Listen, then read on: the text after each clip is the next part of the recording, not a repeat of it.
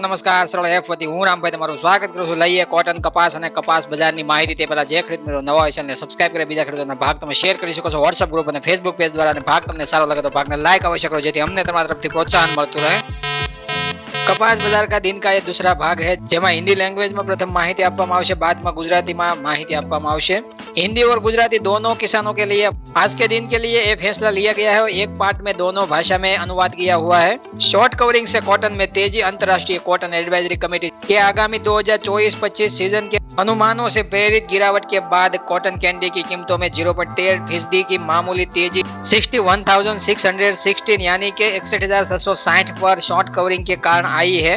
ये अनुमान वैश्विक स्तर पर कॉटन उत्पादन क्षेत्र, उत्पादन, खपत और व्यापार में वृद्धि की तस्वीर पेश करता है, जो कि कॉटन उत्पादन क्षेत्रों में 3% की वृद्धि और उत्पादन में 2.5% की वृद्धि की उम्मीदों के साथ बाजार में अधिक आपूर्ति की संभावनाओं के बीच शुरुआती गिरावट का दबाव देखा गया है. हालांकि cotton association of India CAI और CCPC जैसे संगठनों द्वारा चालू सीजन के लिए कॉटन उत्पादन अनुमानों में ऊपर की ओर संशोधन ने इसी भावना का मुकाबला किया है, जो कि 2023-24 के लिए भारत के कपास उत्पादन अनुमानों को संशोधित किया गया है, जो कि शुरुआती चिंताओं के बावजूद उत्पादन में लचीलापन दर्शाता है. हालांकि आगामी सीजन के लिए उत्पादन में थोड़ी कमी की उम्मीद है, क्योंकि किसान अधिक रिटर्न देने वाले वैकल्पिक फसलों की ओर रुख कर सकते हैं. इसके विपरीत वैश्विक स्तर पर यार्न और टेक्सटाइल की मांग में सुधार से मिल की खपत बढ़ने की उम्मीद है. विशेष रूप से एक्स्ट्रा लॉन्ग स्टेपल EALS कपास पर आयात शुल्क की हालांकि कमी से आयात को बढ़ावा मिलने की उम्मीद है, जिससे बाजार की गतिशीलता पर और अधिक प्रभाव पड़ेगा. क्षेत्रीय रूप से राजकोट में जो एक प्रमुख हाजिर बाजार की कीमतों में मामूली वृद्धि देखी गई, जो स्थानीय बाजार की गतिशीलता को दर्शाती है. यानी राजकोट सहित कई मंडियों में गुजरात कपास हाजिर बाजार में सुधार देखने को मिला. तकनीकी रूप से बाजार में शॉर्ट कवरिंग का अनुभव हो रहा है, जिसमें आप देख सकते हो ओपन इंटरेस्ट में कमी और कीमतों में इसी तरह की वृद्धि हो रही है. कॉटन कैंडी के लिए समर्थन 61,500 पर और प्रतिरोध 61,800 पर निर्धारित किया गया है. प्रतिरोध स्तर से ऊपर का स्तर आगे की ओर बढ़ने का संकेत दे सकता है, जो कि आप मौजूदा कॉटन MCX में अनुबंध में देख सकते हो.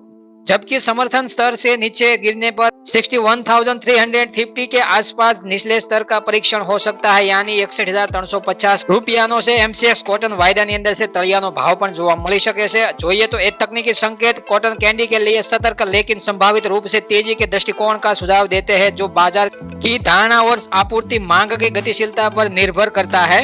और पुरवठा की कमी और मांग में बढ़ोतरी होने पर 62,000 के लेवल इसी सप्ताह में कॉटन MCX में अनुबंध में देख सकते हो आप. तो यही कुछ अनुमान और विश्लेषण था हमारा, जो हिंदी लैंग्वेज में आपके सामने रखा है. अब हम गुजराती भाषा में अनुवाद करते हैं. अमेरिकन कॉटन वायदो यानी कि आइस फ्यूचर्स जुलाई કોન્ટ્રાક્ટ ની અંદર હાલની સપાટી જોઈએ તો આપને તળિયાની સપાટી છે 88.50 સેન્ટ ની બતાવવામાં આવે છે. વાયદાની અંદર છે એકવાર ફરીથી લેવલ ઊંચું બતાવવામાં આવે છે 9 એપ્રિલ 2024 અને 9:58 મિનિટે વાયદાની અંદર 89.14 સેન્ટ ની ઊંચા મથાળાની સપાટી બતાવવામાં આવી છે. વાયદો અત્યારે હાલ રનિંગ જોઈએ તો 89.1 સેન્ટ ના લેવલે છે, અત્યારે હાલ રનિંગ છે.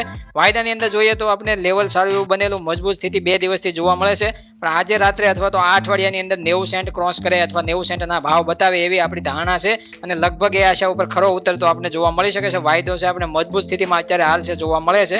વિદેશ વાયદાની અંદર છે તેજી તરફી, એટલે કે રાતને 2:19 મિનિટે વાયદાની અંદર કેવી સપાટી બંધ થાય ત્યારે આપણે જોવા મળે, અને જે સુધારાની ચાલ છે એના પ્રભાવ ઉપરથી કાલે બજાર છે ઘરેલું કોટન MCX હાજર બજારમાં રૂના ભાવની ચર્ચા કરીએ તો ઘાસડીની અંદર આજે છે રિપોર્ટ નથી આવ્યા વેચવાલીનો, અથવા તો ઉડી પડવાને લીધે, અથવા તો પ્રથમ નોરતું તમે કહી શકો છો માતાજીના ચૈત્રી નોરતાની અંદર છે પ્રથમ આ નોરતું છે, એના લીધે છે આજે ઘણી સાઈડો ઉપર રજાઓનો દોર જોવા મળ્યો છે. કેશ માર્કેટમાં પણ રજાઓનો દોર જોવા મળ્યો હતો, અને અમારી ટીમ પણ એમાં જ વ્યસ્ત હતી અલગ અલગ કામોમાં. અને જોઈએ તો બજાર ઉપરની જીનિંગ મિલો દ્વારા રૂના ભાવની ચર્ચા કરીએ તો હાજર બજારમાં ગુજરાત શંકર ઘાસડીની અંદર જીનિંગ મિલો દ્વારા છે 60,000 થી 60,500 રૂપિયાના ભાવ ઓફર થતા હતા આજના દિવસ પૂરતી. અને જોઈએ તો વેચવાલીનું પ્રમાણ ગુજરાત રાજ્યભરની અંદર 1 લાખ મણની આજુબાજુ છે આપણે સતત જોવા મળી રહ્યું છે. એમાં નથી મોટો વધારો નથી મોટો ઘટાડો, વેચવાલીનું પ્રમાણ 1 લાખ મણની આજુબાજુ જોવા મળે છે.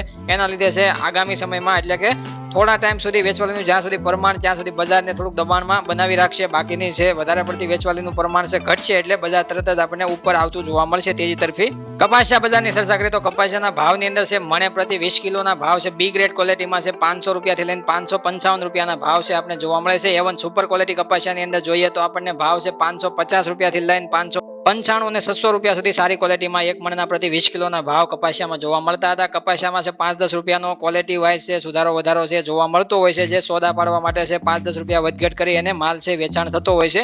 એકંદરે કપાસિયા બજાર પણ મજબૂત ગણી શકીએ. અને ખોળની બજારની ચર્ચા કરીએ તો પ્રતિ 50 કેજીના ભાવની ચર્ચા કરીએ તો 1300 રૂપિયાથી લઈ અને 1500 રૂપિયાની વચ્ચે છે બજાર છે ખોળની અંદર જોવા મળે છે, જે સારી બ્રાન્ડમાં સારા ભાવ, નબળી બ્રાન્ડમાં છે નબળા ભાવ જોવા મળતા હતા. પણ એકંદરે 1500 રૂપિયા ઉપર 1515-25 રૂપિયા સુધી છે ઊંચામાં બજાર જોવા મળતી. એમાં આપણે 15 કે 25 રૂપિયાનો ઘટાડો પાછલા અઠવાડિયામાં જોવા મળ્યો છે.